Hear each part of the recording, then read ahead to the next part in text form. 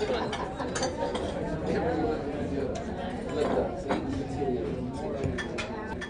you're looking for a new recipe, we're making a wild rice stuffing today with Susan Nye. She has a catering business around the table. Yep. And you said this is one that you've made for years. For years and years, except now I don't make it anymore because my family insists on the same stuffing that my mother made when we were little kids. So, and sometimes that's difficult working in a new recipe for Thanksgiving, but this looks great. So if your family is a little bit more adventuresome than mine, I recommend that you try this.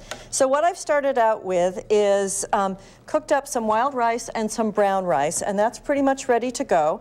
And then I've sauteed up some onions, some celery, and some mushrooms. And now I just want to add a few herbs. I'm going to add some thyme and some tarragon and nutmeg.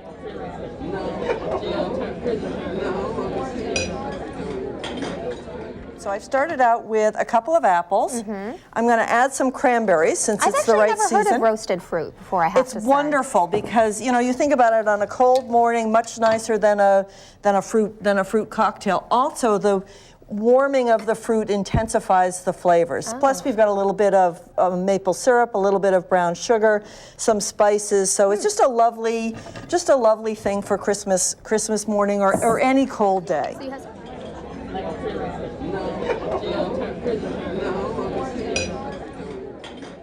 I've got some mozzarella, some fontina, some Parmesan, and some pecorino romano here.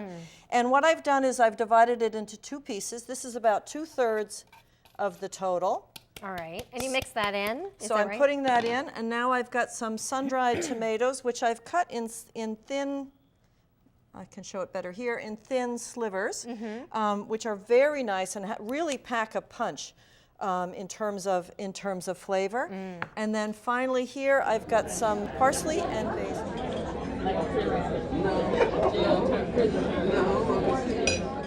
It's really beautiful how you plate it up here. Oh, thank you. We eat with our eyes before we eat with our mouths. It is true. So a little bit of parsley, just again for color. Can finish it off with these lovely shrimp, which I have just sauteed, but if you want, and you're outside, you could, there's no reason not to grill them on your grill.